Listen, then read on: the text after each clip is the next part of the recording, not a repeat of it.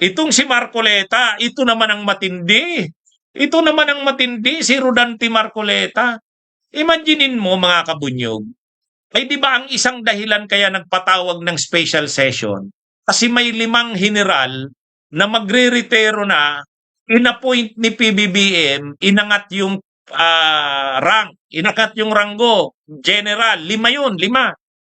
Problema, dahil nga hindi nagsesesyon ang Senado, yung Commission on Appointments hindi nabubuo. So hindi nako-confirm ang kanilang appointments. Ay alam naman natin sa batas at hindi batas lang, konstitusyon. Kailangan ang appointments ng mga colonels pataas ay i-confirm ng CA para maging valid ng Commission on Appointments. Eh paano nga mako-confirm? Hindi naman nagkakaroon ng session ang Commission on Appointments kasi may problema nga ang Senado. Pero kanina, kinonstitute na, binuo na yung Commission on Appointments, pinasumpa yung mga members, tapos nag-ano na. Nandun na rin yung 5 general. Yung 5 general nandun na kanina. Kinontra na naman ni Marcoleta. Mga kabunyog, kinontra na naman. Ano ba tong... Grabe naman. Inabala na nga nila yung mga retiradong general na yan. Ibig sabihin, grabe na yung ginawa nila dyan na pang-abala. Kumbaga, may kasalanan na sila dyan. Dapat sana, inano mo na. Lahat sila, minorya o mayorya ng Senado, dapat nag-sorry na. Sorry sa inyo, nadamay kayo. Hindi! Talagang si Marcoleta, nag-object pa rin. May legal ground siyang sinasite, may legal ground. Pero sus naman, pwede mo namang i-waive na yung objection mo na yon para man lang makabawi ka doon sa mga na yon, mga officials na yon, di ba? Grabe talaga itong si Marcoleta, mga kabunyog, mga kababayan. Di ba? Ano yun makabawi ka man lang doon sa mga general na yon, mga retiradong general, hindi ka na magkukontra. Ano yun, kahit may nakita kang ground, na legal ground, kahit na, i-ano mo na yun, i-waive mo na yun. Pwedeng i-cite mo na lang, pero actually, ganito ganyan, may nakita akong loophole. Pero dahil nakita naman natin ang sakripisyo, yung kahihiyan na ay yung dito, yung rin natin na dinala sa kanila, di ba? Yung injury dito sa mga retiradong general. Ano ka na, mag-sorry na kayo. Yung mag-minorya, mag-mayorya, magpakita na kayo na, hindi. Si Marcoleta, hindi. Di ba mga kabunyog? Ano naman yun nakakaano kaya lang talagang inano rin. Talagang binara na rin ni Lacson. Kumbaga pinagtanggol ni Lacson na hindi, dapat na itong ma-confirm mo. Yun, nanaig pa rin si Lacson.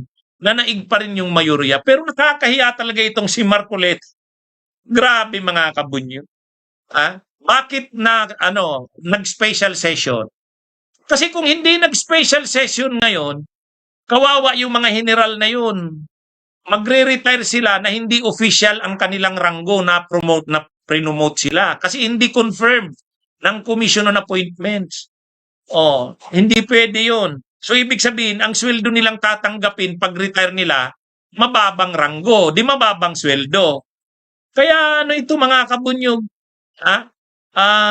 pero yun na nga, nung isa kasi sa agenda talaga, magsesesyon na yung Commission on Appointments para i-confirm nga yung mga retired, magre-retiro ng mga general na yon. Kaya lang, hinarang pa rin ni Marcoleta. Sa last minute, hinarang pa rin ni Marcoleta. Kayo na nga yung dahilan ng abala. Kaya nga nagpatawag ng dapat ang atmosphere doon yung sorry sa inyo, yung gano'n. Buti na lang at nagpatawag ang presidente ng special session, buti na rin naayos na ngayon ang Senado. Sorry sa inyo, nadamay kayo sa lahat ng mga pangyayaring ito. Ganun. Ano to mga kabunyog?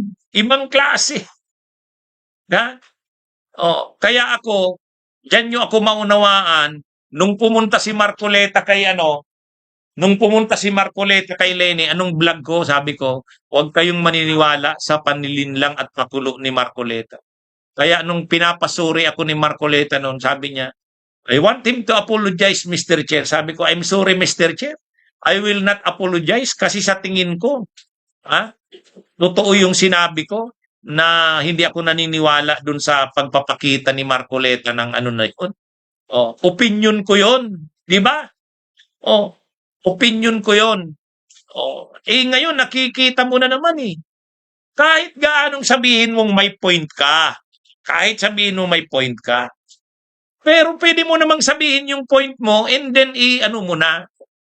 Anyway, wini-wave ko na yung objection ko kasi ano eh, ano yan, para na lang kasi may kasalanan din tayo dito sa mga retired, magre-retirong general na ito. Di ba?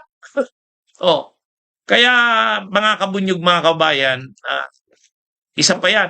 Tapos, nung nandun na sa hall si Marcoleta, tinatanong ng media, napapanood ko yun eh.